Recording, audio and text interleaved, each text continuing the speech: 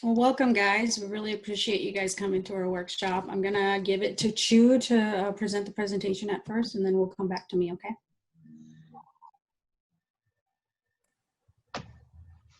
Hello, everyone. My name is Zhui Chu, and I work for the Office of Homeland Security and Emergency Management.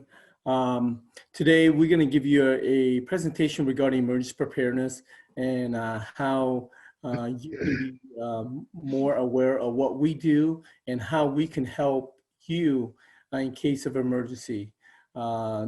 This workshop was curtailed to provide any questions you might have regarding emergency preparedness and how you can be better prepared in your community. Do you want me to talk about this, Nancy, or do you? Go ahead, Nancy.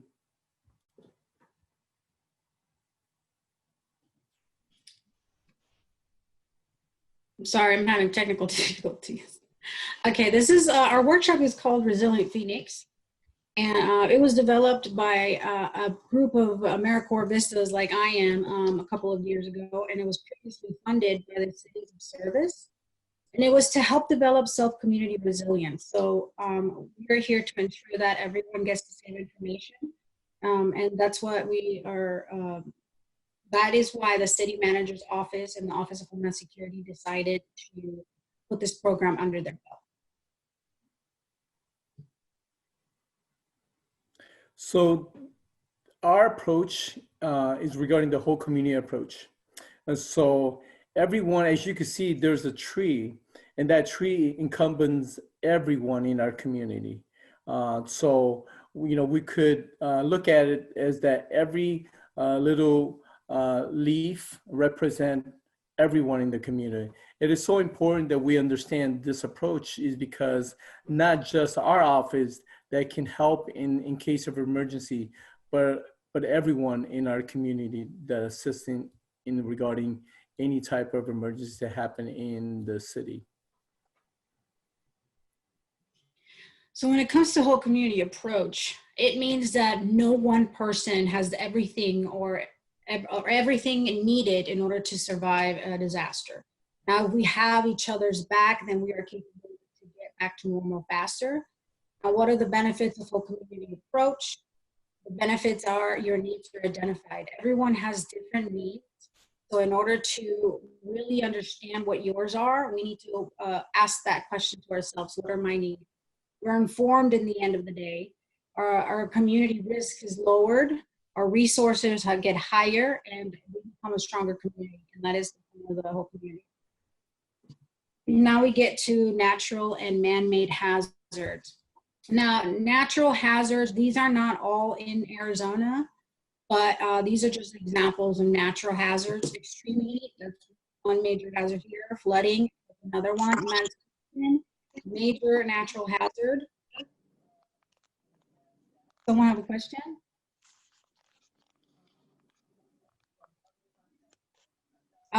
Okay, drought and dust storms, and of course epidemics that we're going through right now with COVID-19. Man-made hazards involve chemical spills, power outages, active shooters, terrorist attacks, fires, and cyber attacks. These are just examples for you guys to get to know the difference between natural and man-made hazards in your area. Now, what is a hazard? I wanted to ensure that this question was here because it's not just natural and man-made. A hazard can be anything that has the potential to cause harm to people, property, or the environment. For example, right here, I have everyday hazards, which, stairs are one major hazard for a lot of people. Eating, believe it or not, is a hazard. You can choke. Taking the wrong medication is a hazard. Could you guys mute yourselves if you're asking a question, please? Thank you. Heat exposure, if you're out in the sun too long or even in the heat even in cover, you can get heat exposure. Poor lighting, you could fall in bathrooms as well. You can slip on water or you could fall. Those are all everyday hazards. So a hazard can be anything, and we all deal with everyday hazards in our lives. So I want you guys to start thinking of what hazards do I deal with at a personal level. So that way, when I ask you, like, can I get examples? You guys give me some examples of your everyday hazards. What is the risks? A risk is the possibility or probability of harm from that hazard. So for example, the stairs, the stairs is the hazard, but falling is the risks. So how can we prevent ourselves from falling? Those are the steps that we need to start thinking about when we look and identify what the hazard is and what is the risk of that hazard. And then in the end, we'll figure it out how to prevent that risk from occurring. So for example, bathrooms, wet water in the bathrooms, or not being able to fully stand in the bathroom. You can fall, or you can slip, or even you can hit your head on the counter, right? So those are all risks of that specific hazard. Can anyone give me an example of what taking medication, what the risk of taking medication could be?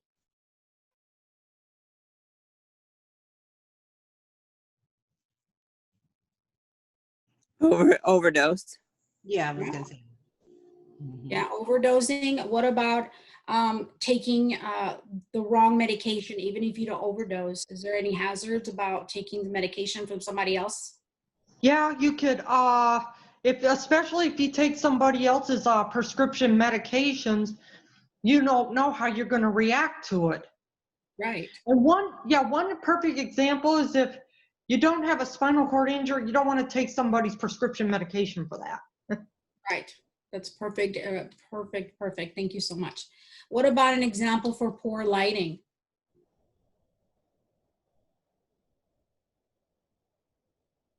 There's a lot of things that can occur when you have poor lighting, right? I mean, falling is a major one, but you can also hit the wall, right? If you don't see the wall in front of you, you can hit your head. You can injure yourself. You can hit your arm, and maybe you can, if you have knees or arms injury, you can break a bone, right? You can fall down the stairs. You can't see the stairs. There's so many risks. There's so many risks involved with this hazard.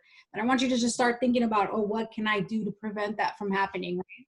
That's the major thought in this. It's just like, if you were to fall, you could injure yourself seriously. And I fell 2 years ago and got a spinal cord injury.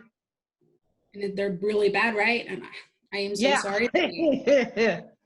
Yeah, I am so sorry. But now that we can think of, oh, these are the risks to these hazards. When you identify the hazards, the personal hazards to you, you can identify what risks are in front of you in order to prevent them from happening, or to just put steps in place to mitigate them. Now, what can we do when we talk about mitigation, which is putting steps in place to either avoid or decrease the effects of that risk, right? So for example, the stairs that we talked about, instead of, if you are unable to take the stairs and you're scared of falling, one thing you can completely do is just avoid them, right? That's one major step you can do, is avoid it. Or there is also, how do you decrease the impact, how do you lessen it? You can put a handrail, you can hold on to the handrail in order to get more support. Or you can add a stair lift in your home, right? Not a lot of people can do that, but if you can add a stair lift in your home, and your risk to that hazard lessens, right? It decreases. So that's another step. What can I do about eating? Well, we can chew our food, right? That's really all we can do is chew our food, but that's a major hazard because you can choke. Taking medication, right? I have on here a lot of methods we can do to take medication. Can you guys give me an example of what steps you can put in place to reduce some of the impacts of taking medication? Well, just basically know the side effects for taking that medication. And then if you have too much of a severe side effect, you could contact your provider. All right, that's good. Anyone else? Well, depending on your level of dexterity, you can have a case to separate your pills according to the day or maybe the time of day that you take them.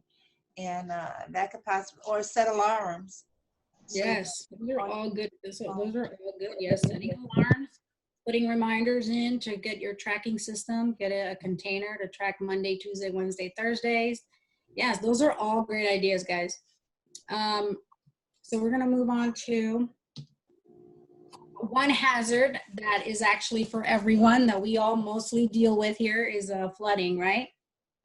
Yeah, monsoonal flooding.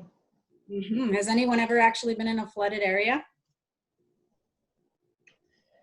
No, what I do is I take and I roll the other way if I know the sidewalk is getting flooded.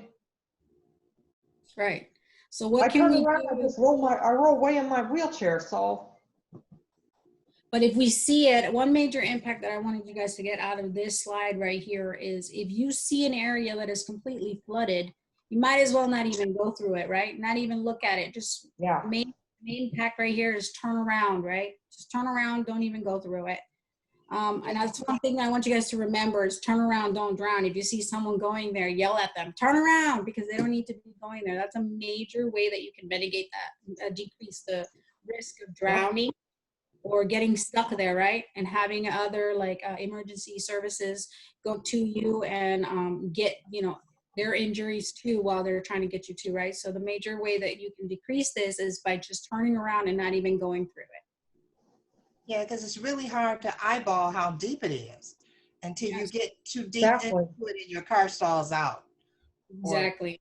Yeah. Exactly. So you yeah. don't even want to, if you see it, just turn around, try to find another way to go around the area or just take another way completely because you don't want to risk your life over water that you don't know is going to be too high for you to survive. So we don't want you to injure yourself in this way when you can just prevent it in the first place where you can just turn around. Yep. Now, extreme heats, we deal with this in Arizona, right? Arizona has one of the highest temperatures, right, in the entire United States. So these are going to give you some ways to prevent basically health issues connected to heat exposure. I'm sorry, I lost my train of thought. So one thing that I want you guys to get out of this slide right here is to ensure that both indoor and outdoor temperatures are fully watched, right? We don't want to be stuck inside our house when it is 80 degrees and you're getting some type of heat symptom like thirst, lightheaded, dizziness, heat cramps. Then once you start getting to the heat cramps, you start to get to the heat exhaustion and the heat strokes, and we don't want you guys to get into that level. So the ideal indoor temperature is between 65 Fahrenheit and 78. So we always want to make sure we keep our indoor house temperature in that frame of mind and to ensure that we don't get any of these symptoms. And we also want to make sure that we drink water. And if we're in an area that, let's say your electricity's out and you aren't able to stay cool, but you always want to move to a cooler area, right? Anywhere that you can go to stay cool and drink a lot of water is the best method to reduce the extreme heat measures. Power outages. Can you guys give me an example of what causes major power outages? Severe storms. Mm-hmm. Is there another way you can have power outages? Or if somebody messes with the power grid. Yeah. Well, what if it's really hot outside and it is hot inside because your power is out? Do you think that heat exposure is going to increase the risk, or do you guys think it's going to stay the same? Well, it could. I mean, Probably increase it. Go ahead. I said it'll probably increase it. Heat does Yes. things to things. It would probably make it worse, and we don't want that. So we want to make sure that if you have a power outage in your area, to go to a cool area, to a cooler location, even if it's your friend's house or anywhere that you could do. We want to make sure that you guys are in a safer environment. So if you have a power outage in your area and it's really hot outside, you need to go to a cooler area to ensure that you don't get any of the heat exposure symptoms. Now, one major thing to have when you do have a power outage is obviously a light source, right? We don't want you to fall because Yeah. we don't want you to fall and especially if it is really dark outside. So we want you to make sure that you have a flashlight, extra batteries on hand always. You can also have candles. Candles work really well. And to ensure that you have food available, the non-perishables, the ones that don't go bad, that are in a can. Those are best to have for at least just 3 days. You don't have to have a lot, but you know, you don't want to open your fridge. Oh, I'm sorry. Go ahead, Sarah. Yeah, I was, not to interrupt, but I wanted to throw a little something in there. An extra, have a way to like charge your cell phone up.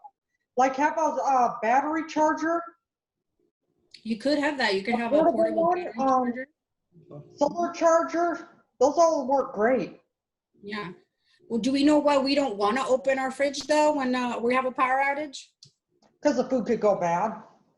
Yeah, right. We don't want our food to go bad. That's our hard-earned money right there. We don't want our last stuff to go bad. So make sure that you guys keep at least a flashlight or a candle around the house, and make sure you have some canned food available in case there's a power outage. Yeah. And if you keep your refrigerator closed, then it will stay, the food will stay cold longer and you could preserve it. Yeah. That's a good job. It's best to keep it closed and just not use anything in there. Now, we really want you guys, after we identify what the hazards are and what are the major natural hazards here in Arizona, we want you guys to plan for them. Now, why do we think that planning is important? Well, it helps you find your needs, right? So if one person's not going to have the same needs as another, so my needs are not going to be the same as yours, which is a good thing in order to identify, right? We need to identify that in order to ensure that our plan is for us and not for just random, right? We can use it for ourselves. So it helps you find the threats. So what are the hazards for me? If I'm in a wheelchair, I'm going to have different hazards than someone who can walk, right? So it's just different, and that it helps us ensure that we have that in our plan. And it also helps find possible solutions. So what are the questions to ask when it comes to planning? How do you begin planning? And well, you need to identify, you need to ask yourself, what do I need in my plan?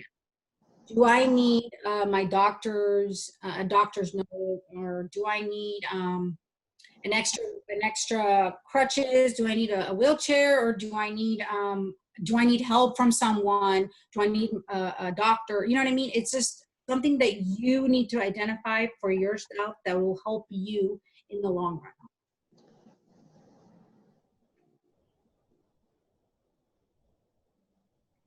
Now, one plan that we want you guys to start putting together is a communication plan. A communication plan is basically a list of contacts, right? But it also has emergency contact information. It has medication information, and it has medical information in case you aren't able to tell first responders if you have a medical issue or anything like that, right? So how you put together a communication plan is just to start writing things down that you want people to know, right? So you can start with your medical information. Not a lot of people need to know that, but it's basically for first responders to get to you. And if you're unable to speak or you're unable to do anything in order to let them know that you need this right away, this communication plan will let that person know and save your life faster or get to you faster.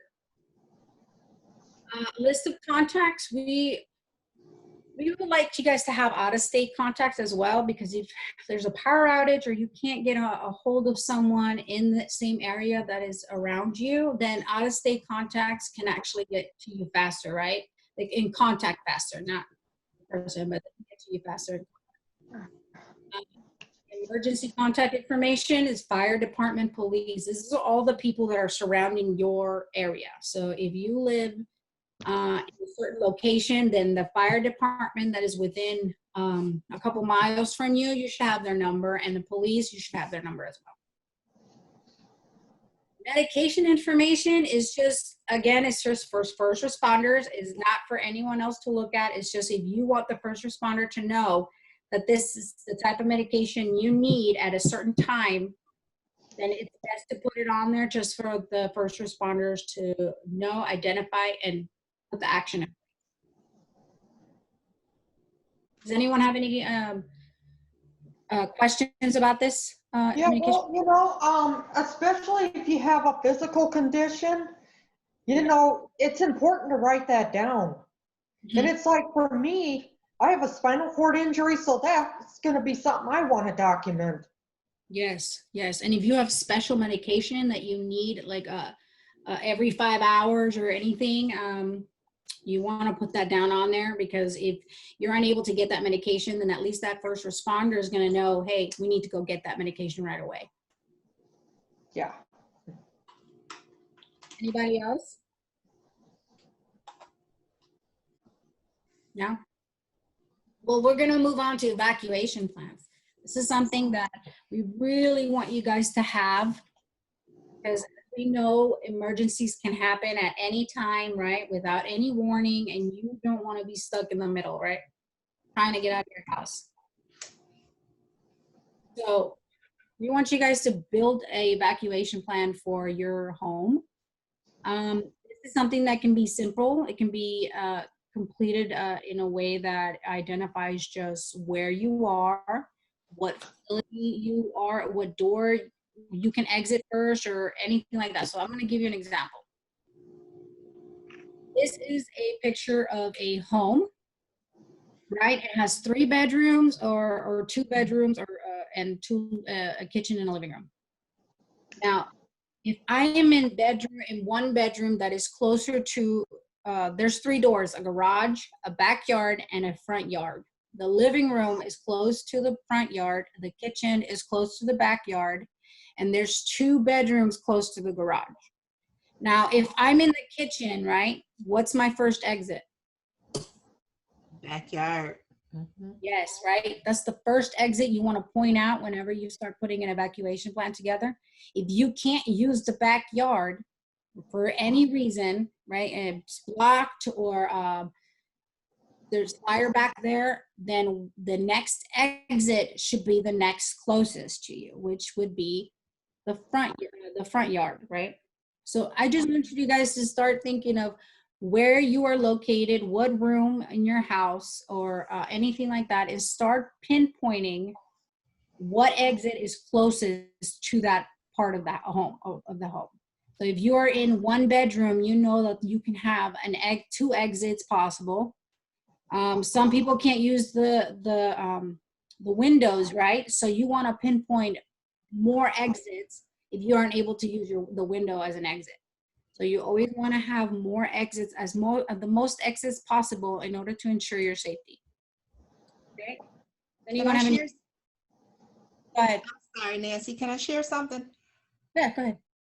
Right after I was in a car accident, and so I'm a wheelchair user, level T6 spinal cord, and a year after my accident, I was at home alone, and I went in another room after I put some hot oil on the stove. I went in another room to answer the phone, and I heard this crackling sound, and when I came back, the whole stove was on fire, and the flames were leaping up to the ceiling, but the fire extinguisher was underneath the sink, past the stove. So I could not get to the fire extinguisher. So from now on, I keep 2. I keep one in the kitchen, and I keep one near where my bedroom, or another part of the house. Yeah. That Yes, taught me. those are important. Yes, I'm so glad you're okay with that. Yeah, you always want to keep fire extinguishers. Try not to keep it under the sink. If you're unable to get it, maybe put it on a wall that you can just grab it, or on the side of the sink where it's not under, but you can easily see it. Because it's important to make sure that you're able to grab it, right? You don't want to be, like you said, it was under the sink, and that's dangerous because you're unable to put down the fire, right? So Right. yes, all that stuff is very important, Yeah. to ensure that you have the ability to get out of your home, put out the fire, right? But in order, it's your safety first, right? Absolutely. Your home can be replaced, your items can be replaced, but you yourself cannot be replaced. So it's Absolutely. always important to make sure that you have that. So yeah, good job. Thank you. Yeah, it's just like, I live in a, 1-bedroom apartment, but, the only exit out is through my, dining room and, front room. Mhm. So, and I'm a, T4 spinal cord, and it's not, I mean, yeah, it would be, or actually it'd be hard. My bedroom is in the far back.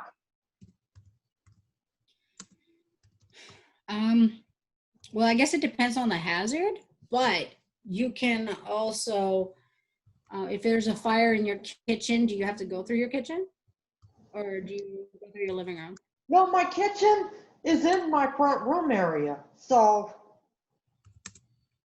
And then there's the front door right here. Mhm. Well, then you would have one exit. Are you in the second floor? Yes, I am. I would say put a ladder, but I know you have a spinal injury, so I wouldn't suggest that. I would just suggest to try to get out of your house as fast as possible as soon as you hear Yeah. any alarm. And don't wait to grab anything. Just get out of your house as soon as possible when you have that.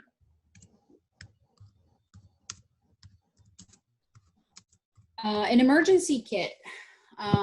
This is an item that we all should have, right? It's just a simple bag that has items inside that is going to help us in case we have to evacuate our home, and it is going to help us live for at least 3 days, right? So it's going to have something that clothes, obviously, through some clothes that warm clothes. Now that is winter, we should always replace our clothes based on the weather, right?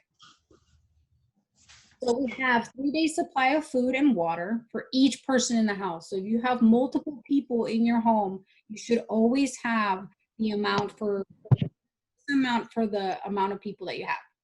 So 1 week supply of essential medical prescriptions. You should always have that in this bag.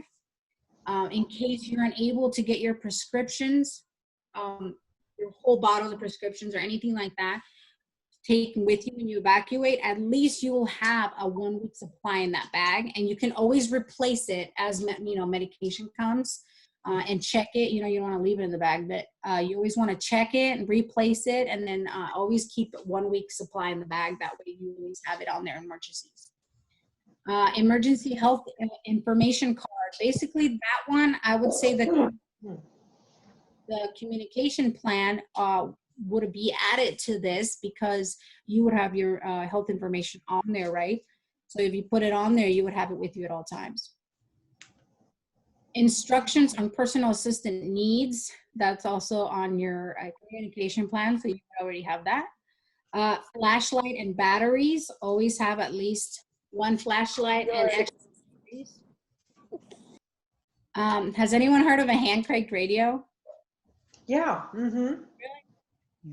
Well, I have links on here if anyone wants to buy one, but a hand cranked radio is actually very good to have, because you don't need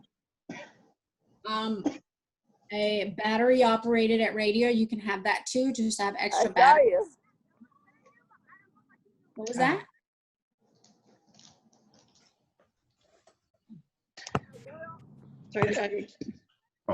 Okay, kick a goal. I keep, Kick the goal, kick the goal, kick the goal, kick the goal.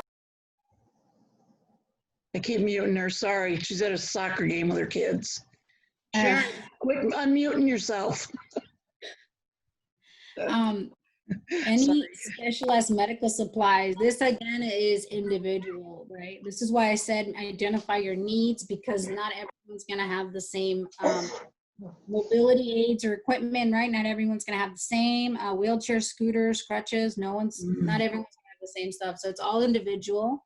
So make sure you keep at least one of these items closest to the door. If you're unable to, if you're unable to get your scooter, have an extra scooter if you can next to the door. Extra medication, emotional support items, you should always have this in your bag, and this can actually keep you alive for more than 3 days if you're capable of having it in your home. Yeah, and it's also important to have a first aid kit. Yep, first aid kits can be added to that.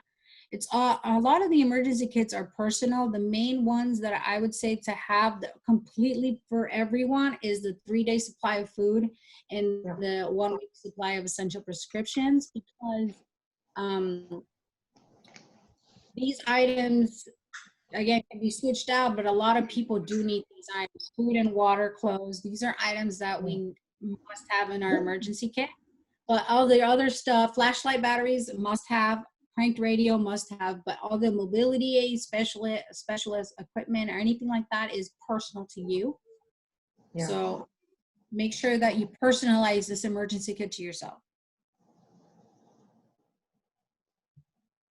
Animals. We don't want to forget about animals. I have 2 dogs, and I would cry if they ever got hurt. But we want to make sure that we take care of our animals, but we also need to identify our needs first. We come first always. If something happens to you, then your animal is going to get hurt regardless, right? But if you put yourself first, have items that you need, have your bags, evacuate, have everything to evacuate, then you can actually help your dog. It's like being on a plane, right? They tell you to put your mask on first before you give it to someone else. Is the same way as help yourself before you help your dog or your animal, any animal. So you should have in this animal emergency kit, you should have extra food, collars, cats, you want litter box, dogs, you want waste bags, pads, diapers, and service animals. If you guys have service animals, make sure you have their license with you and their tags, and take them with you and take care of them. Does anyone have any questions? Well, it's a good presentation. A lot of good information. Thank you.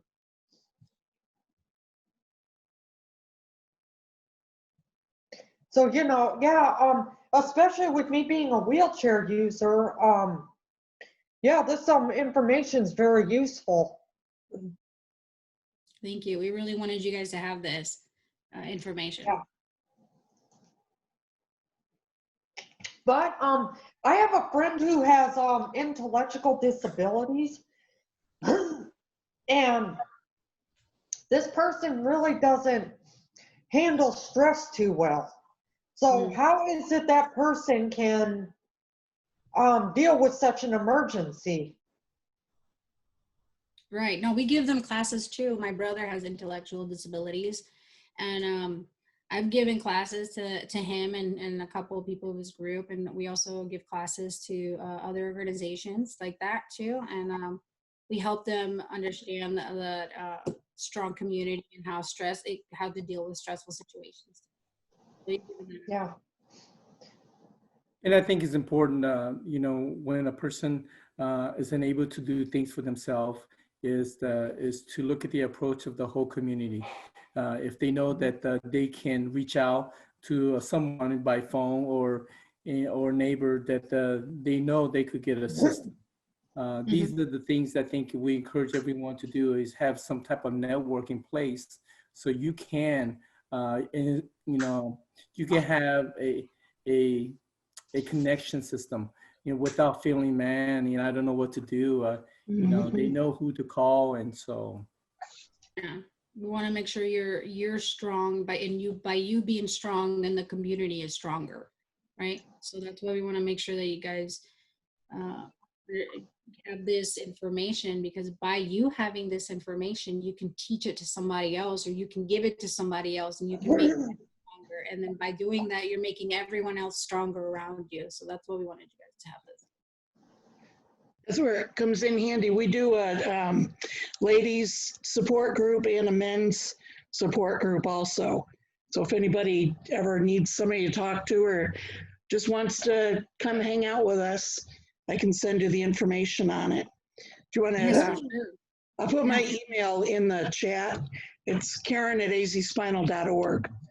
But yeah, anybody's welcome to join either group. So. Awesome. Okay, I'm in Michigan, and I have a nonprofit for people with disabilities. And so when I saw this this workshop, this seminar being offered, I immediately signed up. So I'm glad to share this information. Just like Sarah said, great information, so I can share this with the members, because a lot of them are in wheelchairs. We have deaf members and blind members. So this is great information. So thank you. Thank you. I'm glad you guys like it. I'm really glad you guys liked it. Yeah. Yeah, if you need any information from us, Lisa, let me know. We're part of the Christopher and Dana Reeve Foundation too. So we have mentors that can either call or do Zoom calls or whatever you might need. Okay, I'm gonna take a picture of the screen. Okay. And we give this workshop to anyone that requests it. We're glad to give it to anyone who requests it. So if you guys need information, Karen, if you want us to give it again, just let us know. We'll be happy to do. Will do. Like I said, and we recorded it. So if anybody wants a copy of the recording, just let me know. Okay. We will do it. Awesome. And thank you both for doing this. This is pretty cool. Are you guys Yeah, thank you. in the reenactment disaster preparedness things that we've done in the past? I know I've helped with those. This workshop is a little bit more interactive in person, but since we we can't do that in person, so yeah, it's a little hard.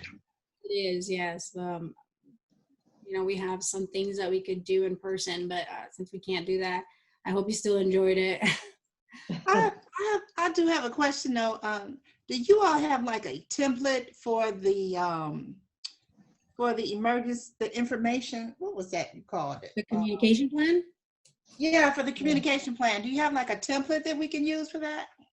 Yes. Let me see if I can. I have it stuck on here.